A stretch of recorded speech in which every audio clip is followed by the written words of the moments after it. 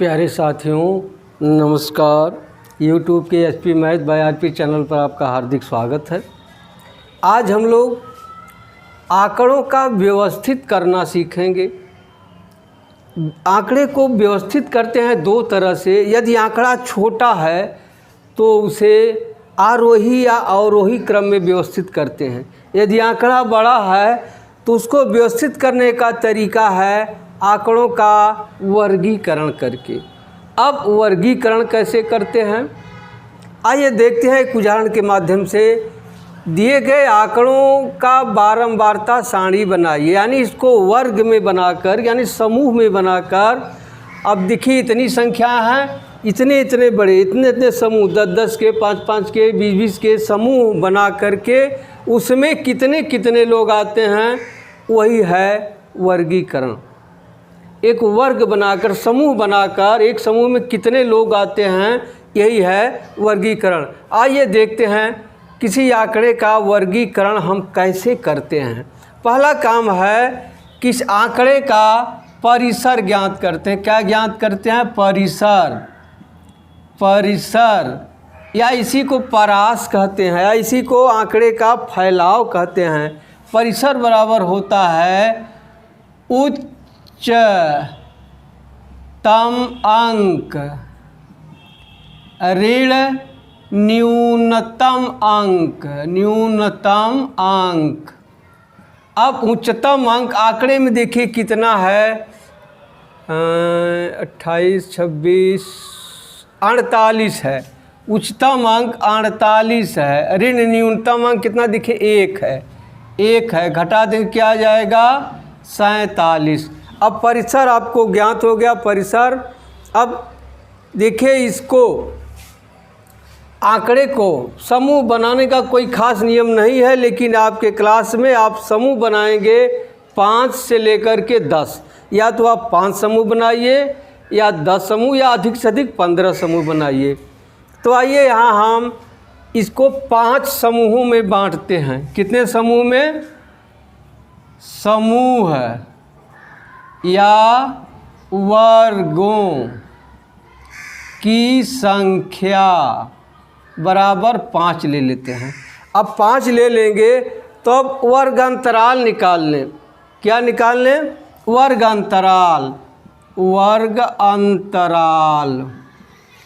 अंतराल बराबर होता है परिसर बटे समूहों की संख्या या वर्गों की संख्या। समूहों की संख्या या वर्गों की संख्या। इसी को आप यहाँ लिख सकते हैं, वर्गों की संख्या बराबर परिसर बटे वर्ग अंतराल। ठीक। अब वर्ग अंतराल निकालने परिसर कितना है 47 बटे समूहों की संख्या कितना मान ली है 5। भाग दे दीजिए 5 9 45, 2 बचेगा 5 चौका 20। दशमलव के बाद अगर डग जाता है तो आप इसको सीधे पूर्णांक मान लीजिए 10। अब वर्ग अंतराल 10 हो गया। क्या आ गया? वर्ग अंतराल 10। या पहले यूँ कहिए, हम इसको 10-10 वर्ग अंतराल में या 10-10 समूह में बांटेंगे तो कितने समूह बनेंगे? इस 47 में आप 10 का भाग दे देंगे 4.7 आ जाएगा, यानी कि 5 समूह बनेंगे। ठीक है। अब क्या करते हैं, एक टैली चिन्ह होता है। टैली चिन्ह अभी आप देखिए, अब यहाँ लिख लेते हैं वर्ग अंतराल। अब वर्ग अंतराल इस तरह से बनाइए कि इसमें सभी पद आ जाएं, कोई छूटने ना पाए। अब देखिए न्यूनतम अंक 1 है, इसलिए 0 से मान लिया जाए। 0 से 10। देखिए आप वर्ग अंतराल 10 माने हैं तो 10 में से 0 घटाएंगे 10 आएगा। अब 10 से 20, 20 से 30, 30 से 40 और 40 से 50। देखिए अधिकतम इसमें 48 है। देखिए 5 समूह बना कि नहीं, 1 2 3 4 5 समूह बन गया, यानी 5 वर्ग बन गए। अब यहाँ लिखते हैं टैली चिन्ह, टैली चिन्ह या इसी को कहते हैं मिलान चिन्ह। अब टैली चिन्ह के लिए क्या करते हैं, चलिए अब यहाँ आंकड़ा जो दिया गया एक तरफ से काटते जाइए। काटते क्यों है कि कहीं भूल से कहीं डबल न लिख दिया जाए, कोई छूट न जाए, इसलिए देखिए इस 22 को काट करके पता करिए 22 किस ग्रुप में है। देखिए 20 30 इसी ग्रुप में 22 होगा, तो यहाँ एक यही टैली चिन्ह है, एक पाई का निशान लगा लीजिए, एक रेखा छोटी सी या एक पाई का निशान लगा लीजिए।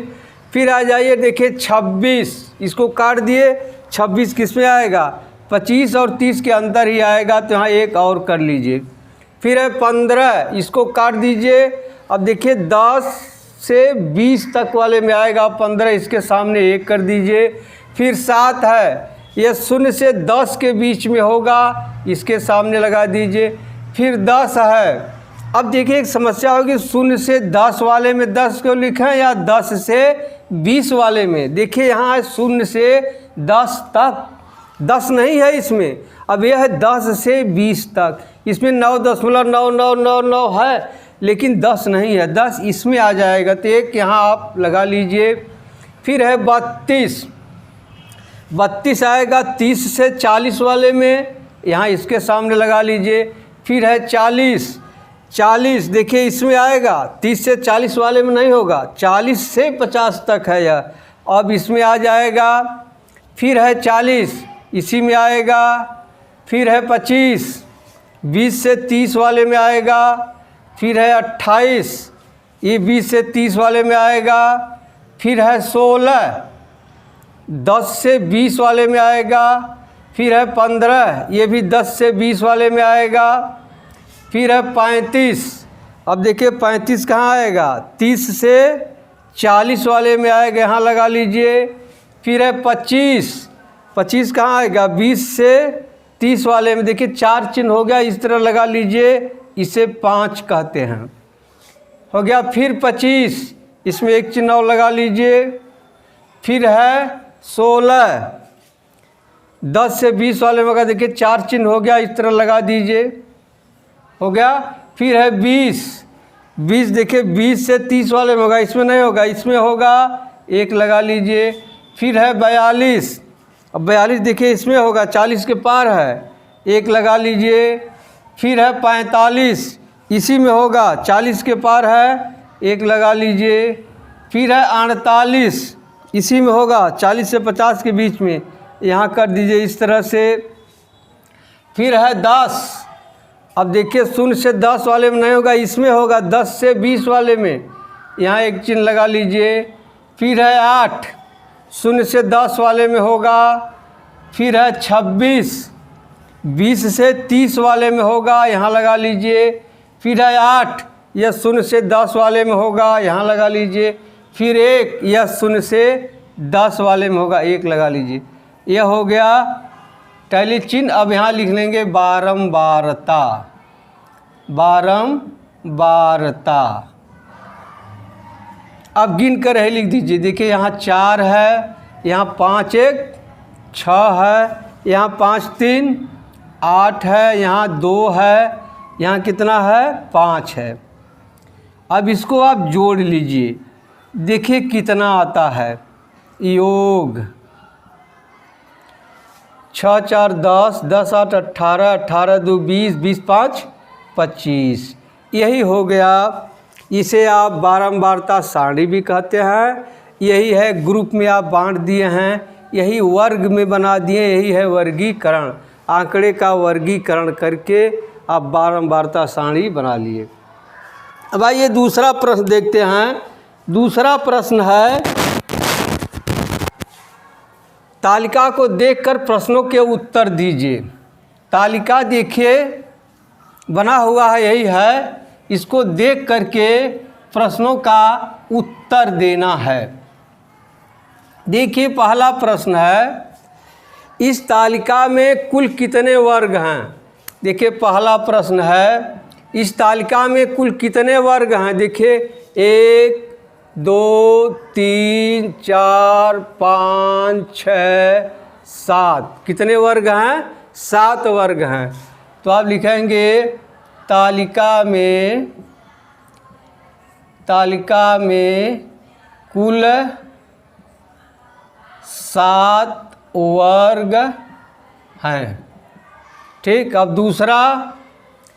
दूसरा है स्तंभ 2 में आंकड़ों का परिसर कितना है। स्तंभ 2 देखिए यही है, स्तंभ 2 में आंकड़ों का परिसर। यहाँ क्या हो जाएगा? स्तंभ 2 में आंकड़ों का परिसर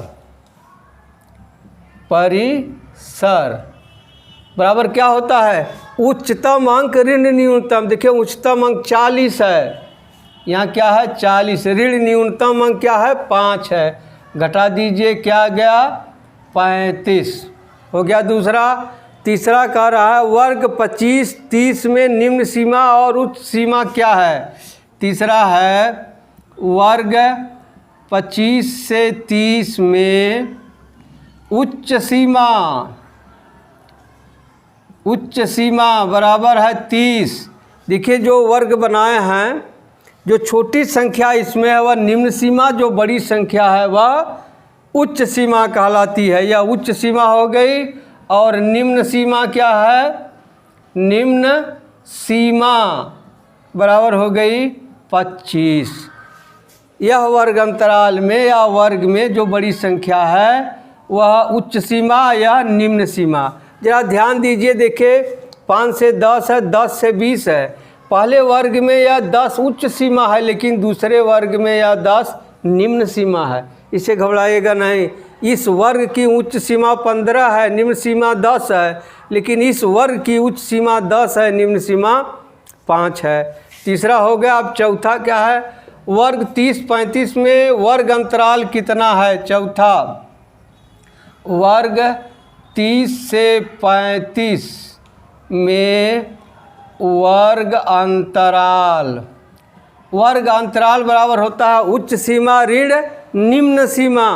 तो उच्च सीमा है 35 ऋण 30 बराबर क्या आ जाएगा? 5। वर्ग अंतराल क्या है? 5। अब ध्यान से देखिए, सभी वर्गों का वर्ग अंतराल 5 है।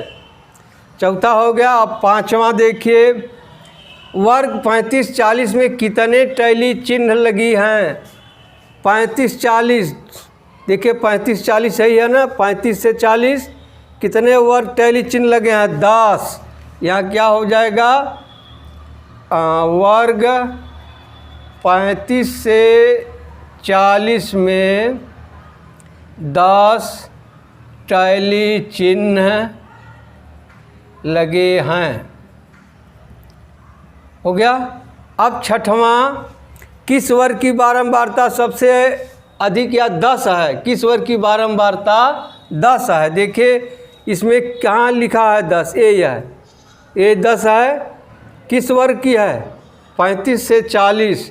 छठवां है 35 से 40 वर्ग की बारंबारता 10 है। अब छठवां हो गया। सातवां, संख्या 15 को किस वर्ग में रखा जाएगा?